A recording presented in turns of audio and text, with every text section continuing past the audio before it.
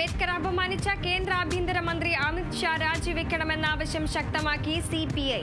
വടലൂർ local committee സംഘടിപ്പിച്ച പ്രതിഷേധ യോഗം CPM സംസ്ഥാന കമ്മിറ്റി അംഗം രാകേഷ് കണിയാംപറമ്പിൽ ഉദ്ഘാടനം ചെയ്തു.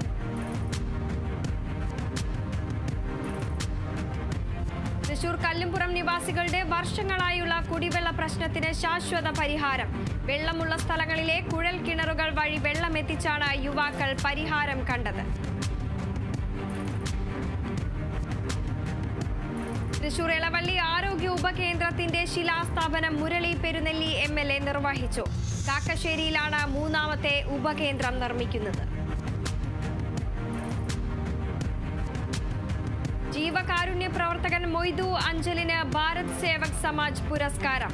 പുരസ്കാര വിതരണം Bharat institute of paramedical science principal Rekha Amal ഉദ്ഘാടനം ചെയ്തു. മലപ്പുറം വളാഞ്ചേരി നഗരസഭ പോത്തുകുട്ടി വളർത്തൽ പദ്ധതിയുടെ ആദ്യഘട്ടത്തിന് തുടക്കം. 2024-25 വാർഷിക പദ്ധതിയിൽ ഉൾപ്പെടുത്തിയാണ് പദ്ധതി നടപ്പിലാക്കുന്നത്. നഗരസഭാ ചെയർമാൻ അഷ്റഫ് അമ്പലത്തിങ്ങൽ വിതരണോദ്ഘാടനം നിർവഹിച്ചു. തലവടി നോർത്ത് മണ്ഡലം കോൺഗ്രസ് കമ്മിറ്റിയുടെ നേതൃത്വത്തിൽ മുൻ മുഖ്യമന്ത്രി K. കരുണാകരന്റെ 14ാം ചരമദിനം ആചരിച്ചു.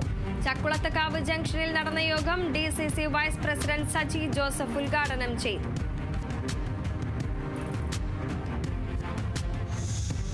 മലപ്പുറം തിരുനാവായയിൽ കുറമ്പത്തൂർ അയ്യപ്പ ഭക്ത സമിതിയുടെ നേതൃത്വത്തിൽ അയ്യപ്പൻ വിളക്ക് നടത്തി.